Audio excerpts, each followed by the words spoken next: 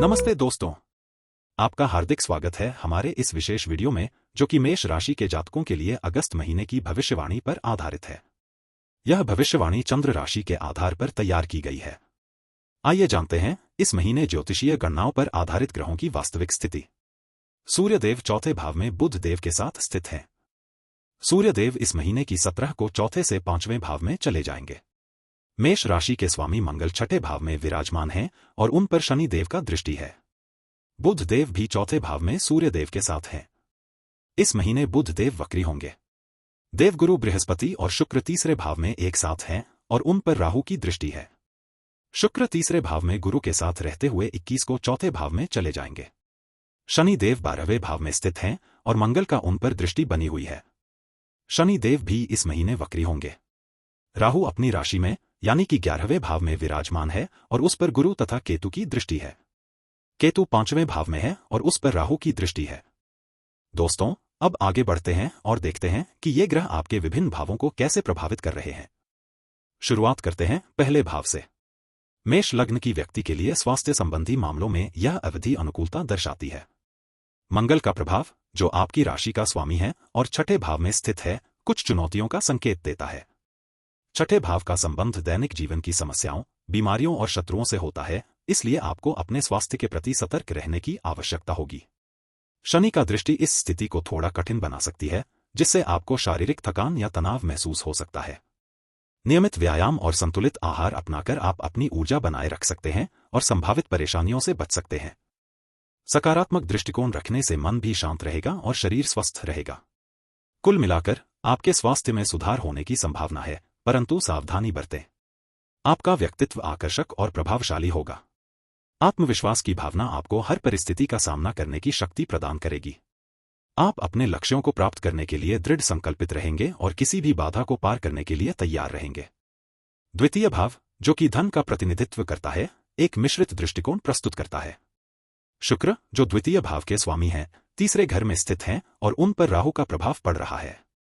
यह स्थिति धन संचय को थोड़ा चुनौतीपूर्ण बना सकती है, खासकर शुरुआती दिनों में।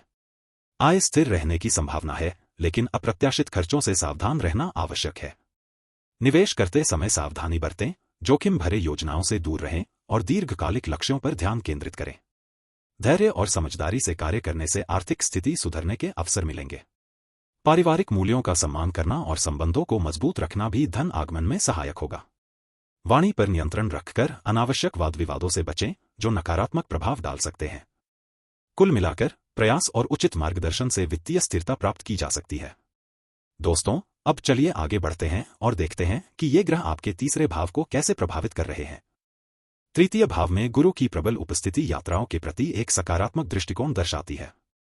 निकटवर्ती भविष्य में आपको अप्रत्याशित यात्राएं करने का अवसर मिल सकता है, जो आपके जीवन में नवीनता और उत्साह लाएंगी। ये यात्राएं न केवल मनोरंजक होंगी, बल्कि आध्यात्मिक विकास और ज्ञान प्राप्ति के भी साधन सिद्ध हो सकती हैं।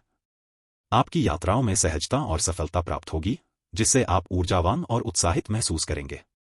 लंबी दूरी की यात्राएं भी संभव हैं, जो आपको नए अनुभवों से परिचित कराएंगी और आपके क्षितिज को विस्तृत करेंगी। यात्राओं के दौरान आपको सहयोग मिलेगा और सभी बाधाएं दूर हो जाएंगी। बुध, जो तृतीय भाव के स्वामी हैं, का चतुर्थ भाव में स्थान आपके रचनात्मक प्रयासों को बढ़ावा देगा। अब चलते हैं चौथे भाव की तरफ। चतुर्थ भाव आपके जीवन में घर संपत्ति, माता, सुख और स्थिरता का प्रतिनिधित्व करता है। वर्तमान समय में सूर्य की प्रबल उपस्थिति इस भाव को सशक्त कर रही है, जो आपके जीवन में सकारात्मक बदलाव लाने की क्षमता रखती है। यह स्थिति आपको अपनी संपत्ति से संबंधित मामलों में लाभ प्रदान करेगी। यदि आप घर खरीदने या निर्माण करने की योजना बना रहे हैं, तो यह समय अनुकूल रहेगा। किसी भी कानूनी मामले में सफलता मिलने की संभावना है और परिवारजनों के साथ संबंधों में मधुरता बढ़ेगी। हालांकि इस दौरान सावधानी बरतें और जल्दबाजी में कोई निर्णय न लें। धैर्य बनाए रखना महत्वपूर्ण है, क्योंकि शुभ फल प्राप्त करने में थोड़ा समय लग सकता है। घर में सकारात्मक ऊर्जा का संचार होगा, जिससे खुशियां लौटेंगी। अब चलते हैं पांचवें भाव की तरफ। शिक्षा के क्षेत्र में आपके लिए यह समय अनुकूल प्रतीत होता है। बुद्धि और स्मरण शक्ति का बल आपको अध्ययन में आगे बढ़ने में सहायता करेगा। घर के स्वामी सूर्य की स्थिति दर्शाती है कि आपके प्रयासों को सफलता प्राप्त करने के लिए अतिरिक्त मेहनत की आवश्यकता होगी। हालांकि आपकी लगन और आत्मविश्वास आपको लक्ष्य प्राप्ति के पथ पर दृढ़ रखेगा। संचार क्षमता बेहतर होने से ज्ञान अर्जन सरल होगा और आप नई चीजें सीखने में रुचि लेंगे। प्रतिस्पर्धात्मक परीक्षाओं में भी सफलता मिलने की संभावना है, परंतु ध्यान केंद्रित करके निरंतर प्रयास करते रहना आवश्यक है। गुरुजनों और शिक्षकों का मार्गदर्शन आपके लिए महत्वपूर्ण रहेगा, इसलिए उनके साथ अच्छे संबंध बनाए रखें। यह समय नई शिक्षाओं को ग्रहण करने और अपने कौशल को निखारने के लिए उत्तम अवसर प्रदान करता है। आपके बच्चों को जीवन में उन्नति मिलेगी और वे अपनी क्षमताओं से आपको गौरवान्वित करेंगे। प्रेम संबंधों के लिए यह समय अनुकूल है। अपने प्रियजन के साथ संबंध मजबूत होंगे और आपसी समझदारी बढ़ेगी। रिश्तों में विश्वास और समर्पण की भावना प्रबल होगी। यह समय प्रेम प्रस्ताव रखने या विवाह बंधन में बंधने के लिए भी अच्छा माना जा सकता है। हालांकि छोटी मोटी बातों पर ध्यान देने की आवश्यकता है ताकि मनमुटाव से बचा जा सके। अपने साथी को समझने का प्रयास करें और उनकी भावनाओं का सम्मान करें। चलते हैं छठे भाव की तरफ। षष्ठ भाव आपके जीवन में शत्रुओं और विरोधियों से संबंधित मामलों को दर्शाता है। आपके मामले में मंगल की उपस्थिति कुछ चुनौतियों का संकेत दे रही है, लेकिन शनि, जो इस भाव के स्वामी हैं, की शक्तिशाली दृष्टि इसे कम करती है। शनि देव बुध द्वारा शासित है और बुध चौथे भाव में स्थित है। यह घर घरेलू सुख और भावनात्मक स्थिरता का प्रतीक है। बुध का यह स्थान शत्रुओं से निपटने में एक शांत और रणनीतिक दृष्टिकोण अपनाने का सुझाव देता है। अचानक टकरावों से बचने के लिए सावधानी बरतना महत्वपूर्ण होगा, लेकिन दृढ़तापूर्वक अपने लक्ष्यों पर ध्यान केंद्रित करना आवश्यक है।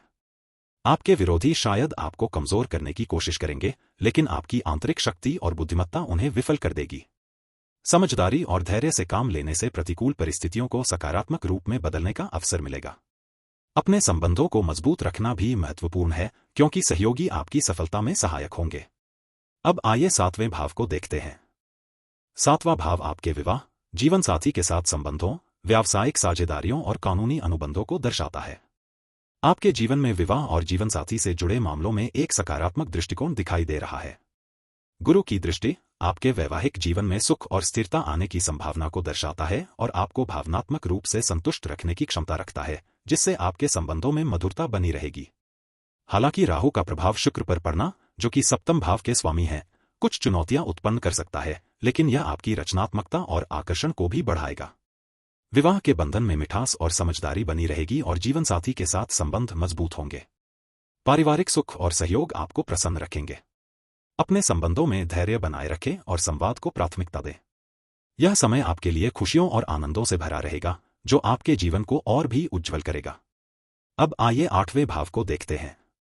मंगल, जो कि अष्टम भाव का स्वामी है, छठे भाव में स्थित है। छठे भाव का संबंध सेवा, संघर्ष और दैनिक चुनौतियों से होता है, इसलिए इस भाव में मंगल की उपस्थिति इन क्षेत्रों में ऊर्जा और दृढ़ता लाएगी। हालांकि शनि का उस पर प्रभाव कुछ बाधाएं भी उत्पन्न कर सकता है, जिन्हें सावधानीपूर्वक पार करना होगा।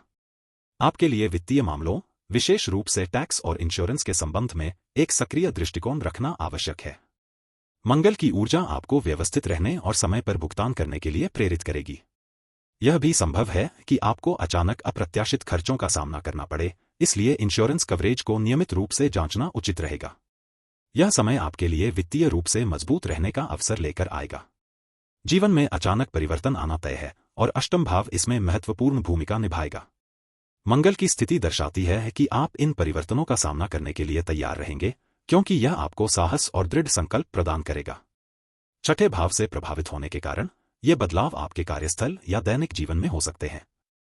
अब आइए नवे भाव को देखते हैं। भाग्य का क्षेत्र आपके लिए कुछ मिश्रित संकेत लेकर आ रहा है। गुरु, जो इस घर के स्वामी हैं, तीसरे स्थान पर स्थित हैं और राहु से प्रभावित हैं। यह स्थिति आपकी महत्वाकांक्षाओं को बढ़ावा दे सकती है, लेकिन साथ ही कुछ अप्रत्याशित चुनौतियों का सामना भी करा सकती है। कुल मिलाकर भाग्य आपके अनुकूल रहेगा, खासकर यदि आप अपनी योजनाओं में दृढ़ रहें और परिश्रम करते रहें।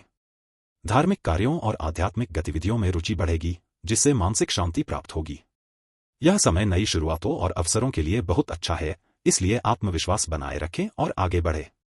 जीवन में सकारात्मकता लाने के लिए प्रयास करें और अपने लक्ष्यों पर ध्यान केंद्रित रखें। अब बात करेंगे 10वें भाव के बारे में। मेष राशि वालों के लिए आपके करियर और कार्यस्थल में एक महत्वपूर्ण दौर आने वाला है।